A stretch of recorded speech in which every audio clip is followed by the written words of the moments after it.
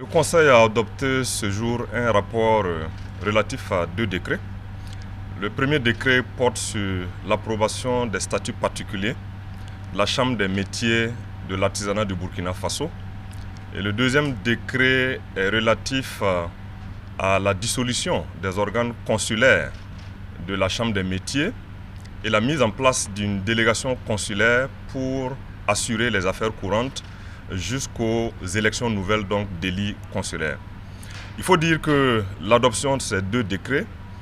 s'inscrit dans la dynamique de refondation de l'État à travers la reformulation de certains statuts de structures étatiques importantes, stratégiques pour la bonne marche de notre économie. Et leur adoption vient ici permettre à la Chambre des métiers de l'artisanat du Burkina Faso de pouvoir disposer de tous les outils nécessaires pour mener sereinement à bien ses missions. Elles viennent ici préciser le rôle des différents acteurs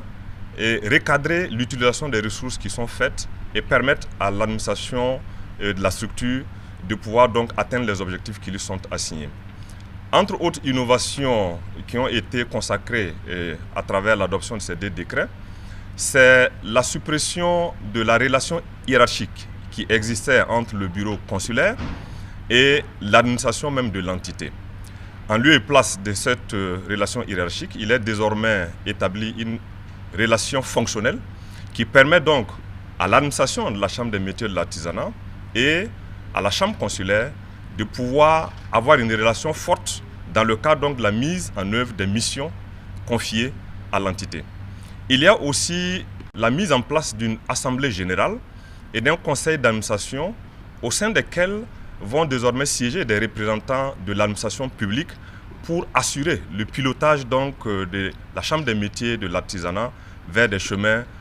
beaucoup plus vertueux. Il est aussi instauré, entre autres innovations, un budget qui va permettre de soutenir les activités de l'instance consulaire nouvelle qui sera mise en place dans le cadre de la nouvelle vision incarnée par les plus hautes autorités de notre pays. L'ensemble de ces deux décrets adoptés vont permettre à la Chambre des métiers de l'artisanat de pouvoir mener avec sérénité,